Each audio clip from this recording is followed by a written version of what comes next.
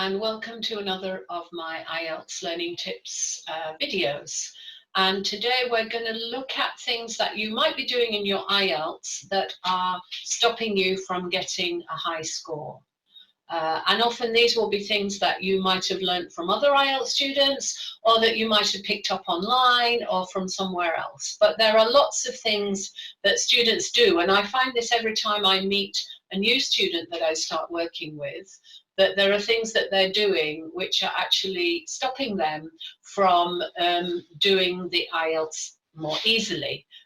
Especially in listening and reading, but there are also things in writing too. So I want to look at three of those today, three things that have recently come up with students I'm working with, and to explain to you why it's not a good thing to do, and also make you aware that a lot of the tips and tricks that are so-called helping you, things that are out there, the magic bullets, are not really magic bullets at all.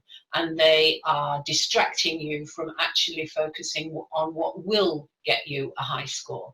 So before we get on to that, I just want to remind you that you can sign up on my website, IELTSlearningtips.com, and there's a link below.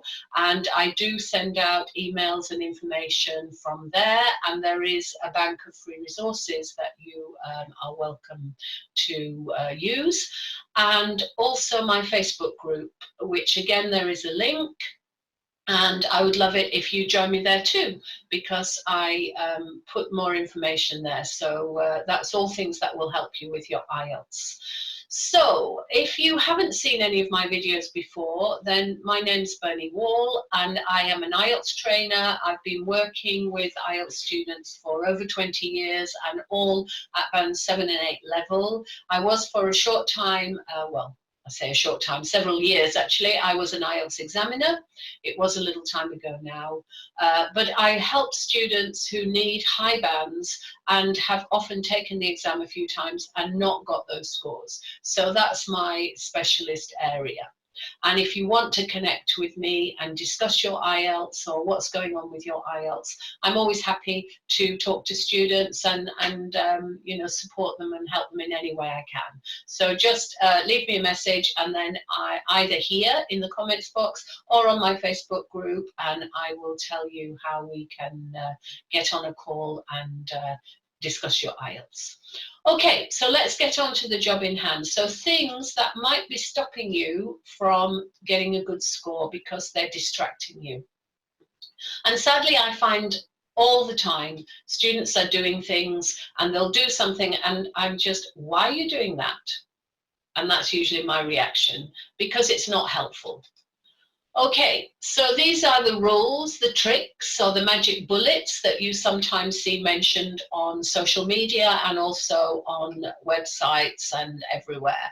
There are no rules or tricks or magic bullets. There's just good English language skills and good exam technique. Those are the only two things you need to get band 7 and 8 in your IELTS exam. So here are the three that I want to address today. And this one is from the reading, and I get this all the time. The questions are in order. So number one, if it's in paragraph 1, number 2 must be after that. Why? And we'll go into that in a minute. Another one I hear all the time is, if I use these words, I'm going to get band 7 in task 2. Well, okay, maybe, but only if you use them appropriately and correctly. And this is an old chestnut. If I have great ideas, the examiner will overlook my bad grammar, overlook my spelling, overlook my lack of punctuation, and give me a high band. Again, it's just not true. Okay, so let's look at the first one. Why should the questions be in order? What rule says that they are in order? I've never seen this. Okay, in task 1 sometimes, because they are slightly easier, they may not be quite so difficult to find, and it may seem that they're in order, but there is no rule that says that they should be. So I would take this with a pinch of salt and don't expect it. Okay. Coherence in text works on referring backwards and forwards. So you'll have a paragraph which refers back to something in the previous paragraph. And because of this interconnection of the paragraphs in good writing, then it's not likely that every question is going to address the next paragraph. So again, it doesn't make any sense to have this rule. And what I have found over and over again is that some students miss really easy, simple answers because they don't go back to a previous paragraph. And I've seen that over and over. And I've said, well, look in the first paragraph, and it's jumped straight out. The answer was really easy, but the student has missed it because they said, but this is question 5. Question 5 cannot be in paragraph 1. That question stopped them from getting a good score. So work with the text, work with the questions, work with things like keywords, skimming, scanning.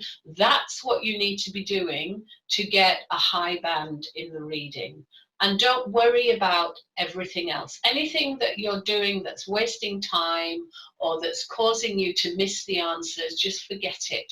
So as I said before, good language skills and good techniques. And good techniques in IELTS means good skimming skills, good scanning skills, good keyword skills, good matching skills, as well as a real good understanding of how language works, how sentences are put together.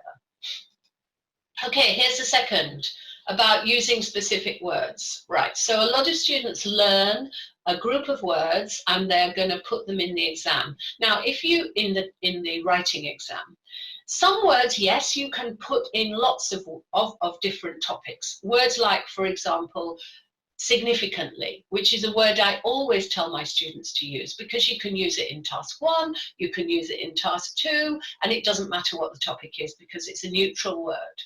But there are some words that are very specific, particularly in the data questions. There are some words that go with data which shows movement, like a line graph, but they would not be appropriate in data which is static, like a bar chart. So you have to be careful. So which words are you going to learn that you're going to use? So I've given you some examples of ones you can learn and some that might not be appropriate in every case. How do you know they're going to fit when you don't even know what the question's going to be? Exactly. So words that work well across topics, like things like significantly, adjectives, adverbs, these kinds of things. But vocabulary that is topic specific can only work within a topic. So do be careful of this rule. And don't waste your time looking for tips and tricks and magic bullets. That time is far better spent actually focusing on your English language skills and your IELTS techniques. Okay, and here's the last one. And I hear this all the time, but I need some good ideas to impress the examiner. Well, I'm sorry, but they are largely irrelevant. The examiner will not be impressed ever, I would like to say, I think, by your ideas. Your ideas must fit the topic, but other than that, they're not really that important. What is important, however, is firstly that they fit the question. They must be well supported with good evidence and examples. And you must be able to persuade the examiner through the examples and the evidence and the reasons that this is a good idea for this topic. And then you will get a good score across the board because it will be relevant, so you will be fulfilling the task. If you express them well and you give good evidence and you use good linking words to connect all these ideas, it will have good coherence. If your grammar is good because you've been working on your English skills, you won't make any mistakes, so that's sorted. If you have good vocabulary, both topic vocabulary and other good vocabulary, then you'll fulfill the vocabulary descriptor. And finally, if you use punctuation well, then the examiner will not have any doubts about your level. But if you focus just on the ideas, then chances are you're going to fall down. Okay, remember, they are language people. They are looking at language. They are experts. They can spot grammar errors easily. They can see anything that's been memorized and doesn't fit really well with the question. Spelling, punctuation are meat and drink to these people. They are masters in this. And they're experts. So what they want is to say, whoa, that's really good. That's really good sentence structure. They've expressed that very well. So your ideas come right at the bottom of the pile. And so if you're focusing on ideas, stop that now. Just pick some that are relevant and focus on how you express them. And don't look for magic bullets. Believe me, there are none. Okay, so even if the examiner doesn't agree with your point of view, and I have had essays from students that I thought, whoa, I really don't like that idea. It doesn't, it doesn't fit with the way I feel about that topic, but it doesn't matter. You don't have to agree with me as the examiner. I can look at your idea, and if it's well expressed, I can say, well, okay, it's not what I feel, it's not the idea that I have around this topic, but I can see your point. I can see that you've persuaded me that it is something I can consider, and that's what you have to do. Okay? And they will be persuaded. They might not change their mind. They might still say, I had one from a student once about art, and they said that art was a complete waste of time.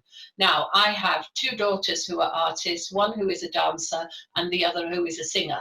So my feelings on art are completely the opposite. And I was quite surprised. And I certainly didn't change my mind, but I felt that she'd expressed her disregard for art and her idea that art was irrelevant very well. So I was able to appreciate her point of view because she expressed it well. I didn't agree with it, but it didn't matter at all. Okay, so I gave her a good score, even though I disagreed entirely with her viewpoint. Okay, so don't worry about that. Just focus on expressing everything well and trying to persuade the examiner of your point of view. And here again are those links if you want to be in contact with me on other platforms. Okay, so thank you for watching. That's all for today, and I'll see you in the next video. Bye.